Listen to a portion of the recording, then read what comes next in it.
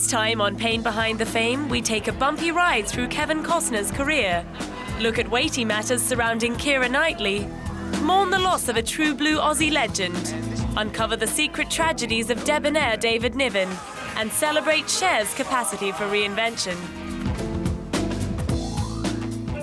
Ever since her breakthrough role in 1994's Speed, Sandra Bullock has known what it's like to be loved by her fans as the archetypal girl next door. But she also knows what it's like to be loved a little too much by a woman who took that girl next door tag far too literally. Celebrity stalkers are a notorious downside of being a movie star, but not many actors find themselves as onlookers while a fan tries to run down their husband in a car.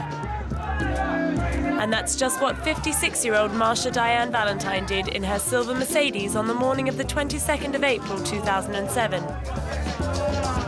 Her target was Sandra's husband of 2 years, Jesse James, and she drove at him not once, but 3 or 4 times. The attack was witnessed by Jesse's son, 10-year-old Jesse Jr., and a terrified Sandra, who later testified to police that it wasn't the first time Valentine had stalked her. Visiting Sandra and Jesse's house on many occasions, Valentine is said to have fought with Jesse previously and thrown things into their yard. A judge found there was clear and convincing evidence that Valentine was stalking Sandra and ordered her to stay 500 yards away from the whole family.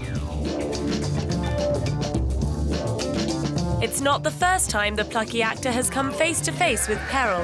In 2000, she survived the crash of a chartered business jet at Jackson Hole Airport.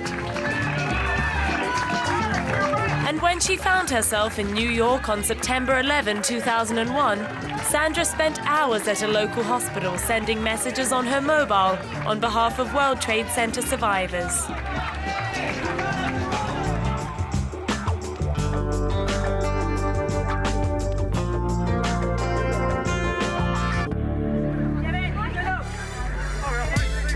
He may not have thought so at the time, but it could be said that the luckiest break Kevin Costner ever had was being left on the cutting room floor in the hit movie The Big Chill.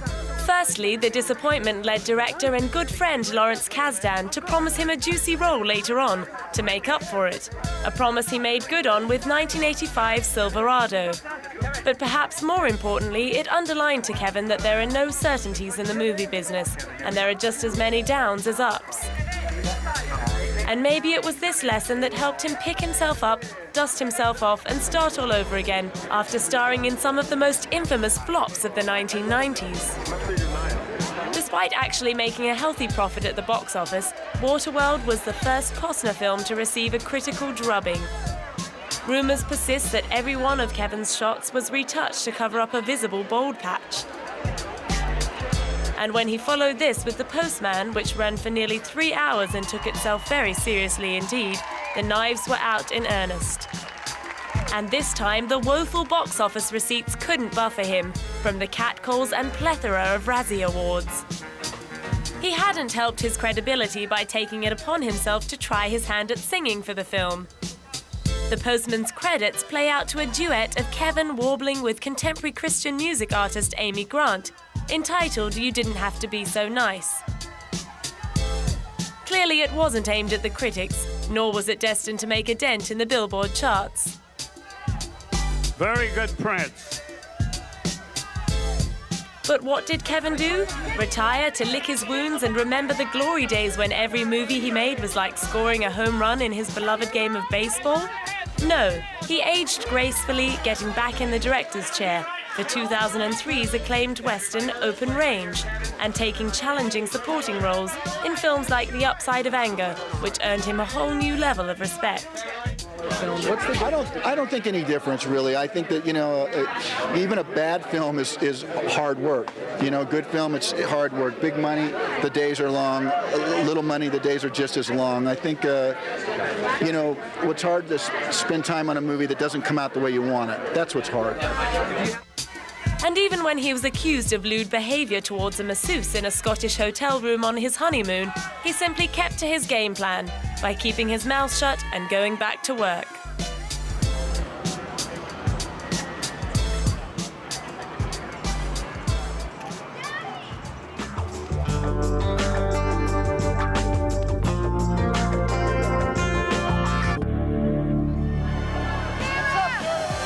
Knightley's career caught light in 2002 with the release of British soccer comedy Bend It Like Beckham, although the actress herself reviewed her performance in that film as rubbish. Since then, there's been no shortage of opportunity to work on her acting skills, with Keira packing in 3 films a year. Always laughing and joking on the red carpet, the Pirates of the Caribbean heroine has lots to smile about. In between offers of lead roles in Hollywood blockbusters, she's fielding award nominations, praise for her style, and increasing attention as a sex symbol. But if everything in the garden is so rosy, why does she look so painfully thin? Rumours that Keira's coat hanger frame is the result of a chronic eating disorder have always been met with outrage by the actress. Keira has allegedly insisted that her svelte figure can be attributed to half a bottle of wine a night and regular plates of pasta. But when the media speculation failed to die down, she decided to play tough and successfully sued a British tabloid for claiming she'd lied about being anorexic. No, it was really weird. They said that to me yesterday. They went, "How does it feel to be always called anorexic?" I had no idea that I was. I can safely say that I'm not. I've got a lot of experience with anorexia. It was in my family hugely. My grandmother and my great-grandmother suffered from it, and I've got a lot of friends at school who suffer from it, so I don't think it's anything to be taken lightly.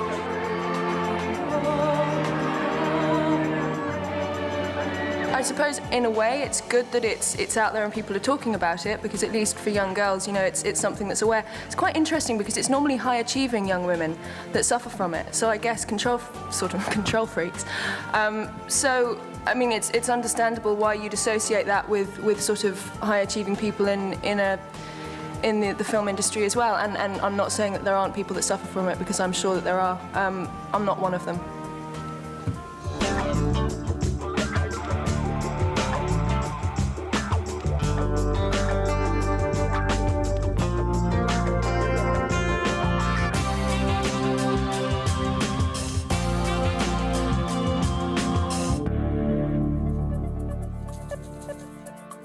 He was a good man, and we've lost something very precious. And I don't think there's really anyone else who could ever do what he was doing. The crocodile hunter was in the prime of his life in September 2006, when bad weather stalled filming for his documentary Ocean's Deadliest on Australia's Great Barrier Reef. Never one to lie around on deck, he took the opportunity to move to shallow waters and switch to the supposedly safer task of filming a segment for his daughter Bindi's TV show. One flick of a stingray's tail immortalized the irony of Steve Irwin's untimely death. At the time of his death, Mr. Irwin was interacting with a stingray on the Great Barrier Reef. There is no evidence that Mr. Irwin was intimidating or threatening the stingray. My advice is that he was observing the stingray. There are no suspicious circumstances in relation to the death of Mr. Irwin. And as with all deaths, the police will interview witnesses and report on the death to the coroner.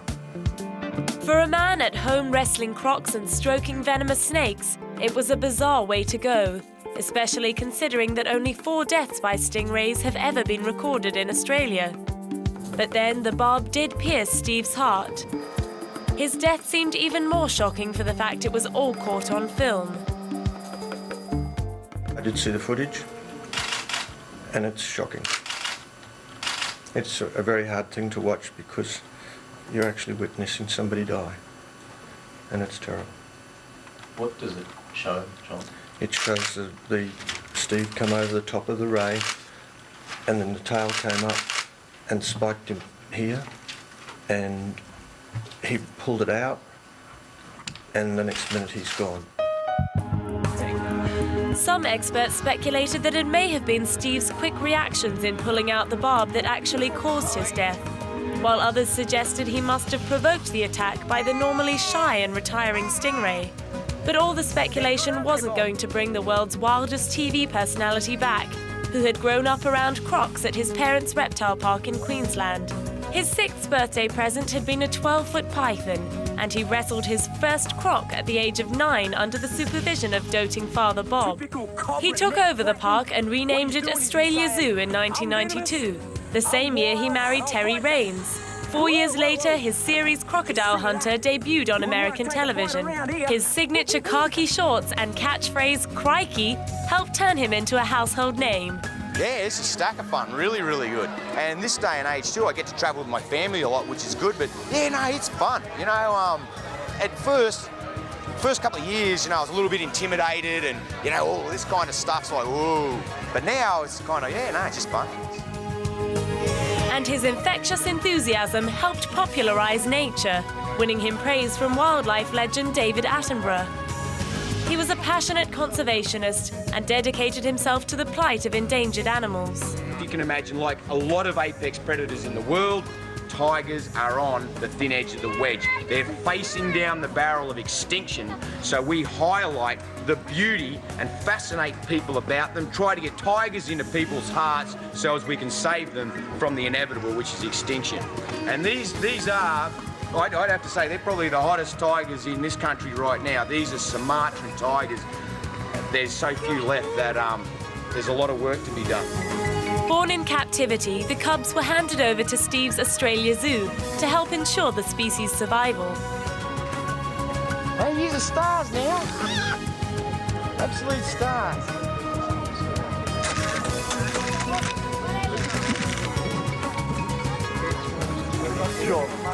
Despite his commitment to conservation, the croc hunter did have some detractors. He was often criticised in the media for being too much of a showman and taking unnecessary risks for the sake of sensationalism. These shots of him feeding a croc while holding his baby boy prompted a public outcry in 2004. Steve apologised but insisted he was in complete control of the situation, as he had dealt with crocodiles since he was a small child. Terry backed up his claims that baby Bob had never been in any danger. The same year, he faced accusations that he had disturbed whales, seals and penguins while filming his documentary Icebreaker. And fellow conservationist Pierre Cousteau was critical of Steve's hands-on style. The approach that he had taken, which was to interfere with nature, jump on animals, grab them, hold them, and have this very, very spectacular, dramatic way of presenting things, of course, goes very well on television. It sells, it appeals to a lot of people, but I think it's very misleading. You don't touch nature, you just look at it. And that's why I'm still alive.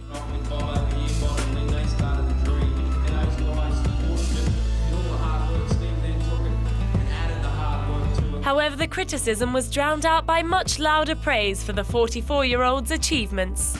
He's had a charming personality. He was a great bloke, enormously sincere person, but also had an enormous knowledge of animals and was able to bring so much of that to people's living rooms around the world. I mean, particularly he was a great ambassador for Australia and the United States, but be very, very sadly missed. But few will miss him as much as his wife, Terry. Terry was a very level-headed, sensible girl. I mean, as you know from Steve, he was very gung-ho and larger than life. But you need somebody there to balance that in the background, and Terry was his rock. I mean, she really was the rock of the family. Terry was in Tasmania with their 8-year-old daughter Bindi when she heard the news. And I felt myself explode inside. And I looked out the window, and here's this beautiful little girl with her father's eyes looking at me with such joy. It's even been tough for little Bob, who was only 2 when his father died. Let's go set some more traps and catch more crocs tomorrow, will we? Yeah. Okay, mate. He'll remember those things, and then sometimes he says things that just tear me apart. He'll say, I wish I could get sick. And I'll say, why do you want to get sick? And he'll say, I wish I could get sick so I could go to heaven with Daddy. Steve's father, Bob, described his son as his hero, but he said he would prefer to be remembered as an ordinary bloke without pomp and ceremony. Now supporting Bindi in her mission to continue her father's legacy, Terry is left with the tender memories of their final farewell. He grabbed me a second time and gave me a kiss and just embraced me and said, I love you. And I was going to say to him, be careful when you're diving, because diving always worried me. He never liked me saying, be careful about it. He'd be like, whatever. He drove the truck down the runway, made the pilot really nervous, parked just outside the gable markers, stood on top of the truck, and larger than life, with his arms in the air, waved goodbye, as big as the world.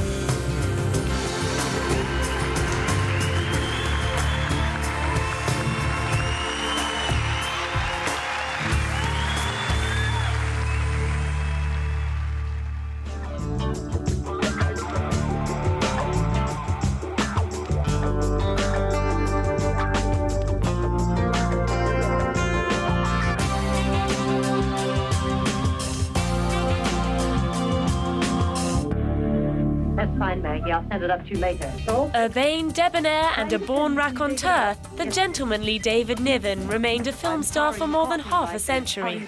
He was an actor whose effortless charm could always be relied upon to make a mediocre movie better and a good movie great. His best work was in films like The Way Ahead, A Matter of Life and Death, Bonjour Tristesse, and Separate Tables, for which he won his only Academy Award. His friends were many and exalted. He could count such luminaries as Clark Gable, Laurence Olivier, Vivian Leigh, Errol Flynn, and Noel Coward amongst his inner circle. Not surprisingly, his elegant appeal also endeared him to the opposite sex, and his list of romantic liaisons includes many of Hollywood's most legendary beauties: Ava Gardner, Hedy Lamarr, Merle Oberon, and Rita Hayworth, just to name a few. It was also in his romantic life, however, that he experienced true tragedy. He was married twice, first to the aristocratic Primula Rollo, known as Primi. He married the 22-year-old after a whirlwind 2-week romance in 1940. But 6 years later, she fell down some basement steps while playing a game of hide-and-seek at Tyrone Power's house and died from her injuries the next day. David was utterly devastated, but 2 years later married again, this time having known his bride for 10 whole days. The marriage to Eurydice was difficult and involved separations and her descent into alcoholism. And he nearly became a widower for a second time in October 1951, when the Nivens went out with a shooting party in New England. Eurydice didn't want to go, convinced she was going to be shot. After enduring some ribbing about her Swedish sixth sense, she capitulated, only to fall to the ground an hour later, hit in the face, neck, chest, and arms by 2 guns that had turned to fire at a diving bird. The marriage survived, despite Eurydice leaving him for a while during the shooting of Please Don't Eat the Daisies in 1960. But by the time David died in 1983 from Lou Gehrig's disease, an estranged and depressed Eurydice could only be persuaded to attend the funeral at the request of Prince Rainier of Monaco. And even then, she was drunk.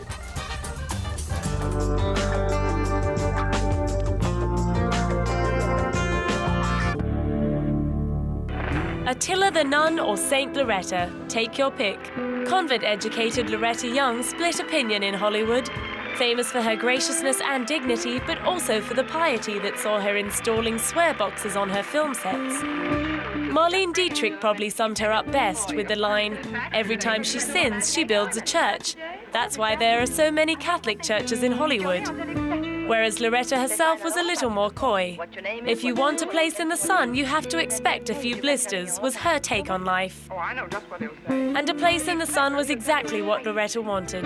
She may have been a good Catholic girl, but she was just 17 when she eloped to Arizona with Grant Withers, her co-star in 1930's The Second Floor Mystery. The marriage was annulled in 1931. But Loretta's greatest heartache came 4 years later when she starred with Clark Gable in The Call of the Wild. It was a call the pair heeded, falling into a passionate affair that resulted in a pregnancy. With Gable married to Maria Langham at the time and both actors with strict morality clauses in their contracts, the pregnancy was hushed up. Loretta and her mother went to Europe, where her daughter Judy was born in November 1935. Believing herself to have been adopted by Loretta, Judy didn't discover the truth about her glamorous parentage until she was an adult and a mother herself. Loretta married businessman Thomas Lewis in 1940 and gave Judy his surname, although Lewis never formally adopted the child. It was hard to disguise young Judy's marked resemblance to both of her parents, but Loretta had Judy's ears surgically altered when she was 7. Her father's ears had caused him to be described as a taxicab with both doors open by Howard Hughes and an ape by studio head Jack Warner. Judy also had her mother's buck teeth, but Loretta took her to an orthodontist before she'd even lost her baby teeth to have braces fitted. Loretta died of ovarian cancer in 2002, having never acknowledged the truth about her daughter, despite Judy's revealing autobiography of 1994. She simply refused to discuss the story, labeling it a rumor of a bygone time.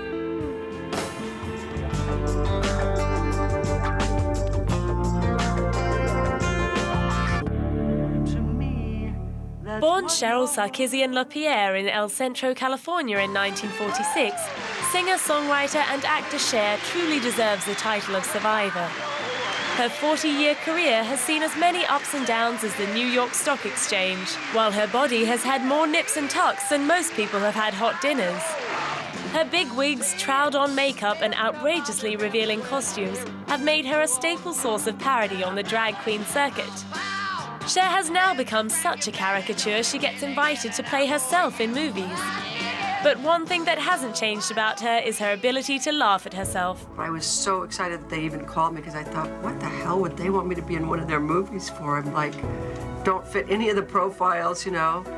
I'm the only oldest living human being in the world, and so what am I going to do in their film? So I was excited. I thought, oh my God, I'll be so cool, and so, but then I was told by my agent, who we just decided is really smart, that it was just to play this evil actress. Not Cher. Not Cher. So I was like, oh, great, this is gonna be great. I'll just be horrible and evil and mean. And then Pete was talking about Cher all the time. And then finally I got that I was gonna be a horrible mean myself. It's all water off a duck's back for the Armenian-American performer, who first tasted success with partner and mentor Sonny Bono back in 1965 with the song I Got You, Babe. More to getting into shape than meets the eye. Their success and marriage continued until 1975, but then things started to get rocky, with a short-lived second marriage to Greg Allman and several unsuccessful albums. Her career revived in the 80s with great acclaim for her acting, the pinnacle of which was an Oscar for her leading role in the comedy Moonstruck. She also bounced back into the music charts with a new raunchy image and costumes that left little to the imagination. But in 1992, she had the rug pulled out from under her by chronic fatigue syndrome, which laid her low for several years. Although she did release an album and appear in a few films, these all made very little impact. Then in 1998, she received tragic news that her first love and father of her daughter Chastity had been killed in a skiing accident. Cher was devastated, and despite the fact that Sonny had gone on to remarry twice, it was Cher that gave the tearful eulogy at his funeral.